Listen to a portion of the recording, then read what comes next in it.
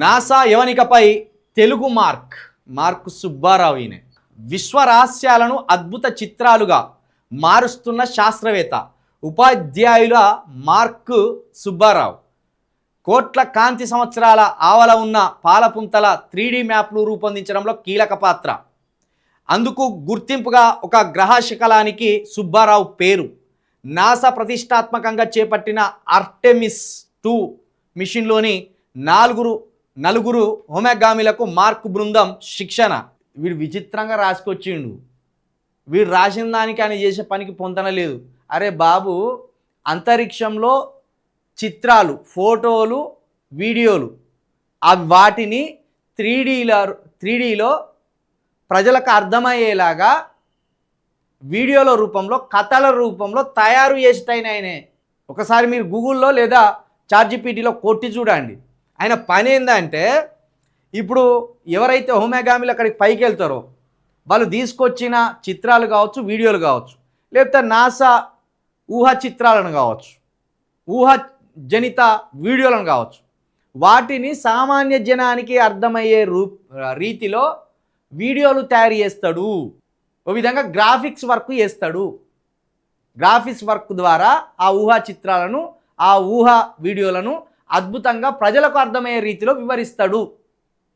అది విడిచిపెట్టి ఈయన 3D మ్యాప్ను రూపొందించడం వల్ల కీలక పాత్ర. 3Dలోనే, గ్రాఫిక్స్లోనే చిత్రాలను తయారు చేస్తాడు. ఇది ఎందుకు ఇంత మోసుకొచ్చాడో చెప్తా జర. ఎందుకు ఇంత జాకిలు పెట్టి లేపుతాడో కూడా చెప్తా. అమెరికా అంతరిక్ష పరిశోధన సంస్థ నాసాలో తెలుగు మూలాలున్న శాస్త్రవేత్త, ఉపాధ్యాయుల మార్క్ సుబ్బారావు 6 ఏళ్లుగా ఆయన నాసా సైంటిఫిక్ విజువలేషన్ స్టూడియోకు సారథ్యం వహిస్తున్నారు. ఆయన సారథ్యంలోని బృందం అనంత విశ్వానికి సంబంధించిన నాసా ఉపగ్రహాలు, సూపర్ కంప్యూటర్ల నుంచి వచ్చే సంక్లిష్టమైన శాస్త్ర సాంకేతిక సమాచారాన్ని క్రోడీకరించి సాధారణ ప్రజలకు అర్థమయ్యేలా అందమైన చిత్రాలు, యానిమేషన్లుగా రూపొందిస్తుంది. విశ్వ రహస్యాలను అద్భుతంగా ఆవిష్కరిస్తుంది. చంద్రుడిపై అధ్యయనానికి 1972 తర్వాత నాసా ప్రతిష్టాత్మకంగా చేపట్టిన మానవ సహిత మిషన్ ఆర్టెమిస్లో పాల్గొన్న హోమగామిలకు మార్క్ బృందమే పలు అంశాలపై తర్ఫీజు ఇస్తుంది. భారత కాలమానం ప్రకారం గురువారం తెల్లవారుజామున 3:54 ఆర్టెమిస్ 2 మిషన్ను లాంచ్ చేయనున్నారు. ఈ సందర్భంగా మార్క్ సుబ్బారావు ఆంధ్రజ్యోతితో ప్రత్యేకంగా ముచ్చటించారు.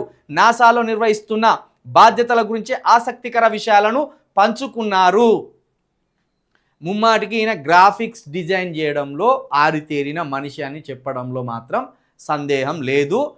క్లిష్టమైన, మనకు సామాన్యులకు అర్థం కాని అంతరిక్షంలో ఏం జరుగుతుందో, ఆ చిత్రాల అర్థమేందో, ఆ వీడియోల అర్థమేందో, అక్కడ సంభవించే వాటి అర్థమేందో, వాటిని సింపుల్గా సామాన్య జనులకు అర్థమయ్యే రీతిలో గ్రాఫిక్ డిజైన్ చేసే ఒక నిపుణుడు.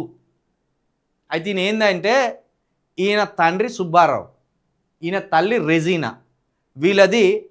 వీళ్ళ తండ్రిది ఇక్కడ తెలుగుకు సంబంధించిన మూలం ఉన్నది. అందుకు సుబ్బారావు అంటే అర్థం చేసుకో, పేరెనకి ఏమున్నదో ఒక గదాన్ని బట్టి లేపిండు అన్నట్టు. ఇప్పుడు జాకి పెట్టి లేపితే ఇప్పుడు ఈయన అంతరిక్షం పోయి అత్తడిగా. అది ముచ్చట. ఆయన రూపురేఖలు తెలుగు లెక్క లేవు.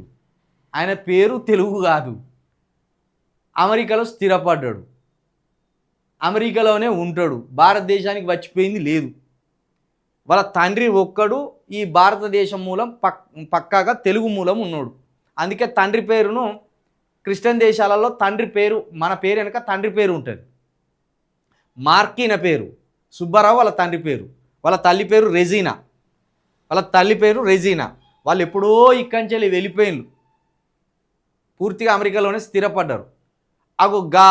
అమెరికాలో స్థిరపడ్డ మార్కును మనోడని రాసుకొచ్చింది. కానీ ఆంధ్రజ్యోతి పేపరు 80 లక్షల మంది దళితుల గోసను, ఈ భారతదేశంలో బతుకుతున్న 23 కోట్ల మంది దళితుల గోసను ఒక చిన్న వార్తగా రాసుకురాలేకపోయింది ఆంధ్రజ్యోతి పేపరు.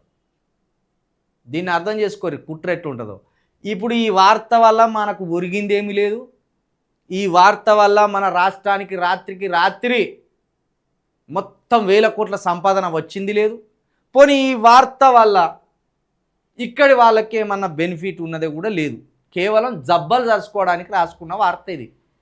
రావ్ అని ఎన్నుకున్నది కదా, ఈ రావ్ కమ్మన, ఆంధ్ర కమ్మ, ఆంధ్ర కాప, లేకపోతే ఆంధ్ర ఇంకేదన్నా ఆయన మూలాల్లోకి పోతే తెలుస్తుంది. కాకపోతే ఈ మన తెలంగాణకు సంబంధించిన ఆయన కాదు ఆయన ఆంధ్రాకు సంబంధించిన ఆయనే.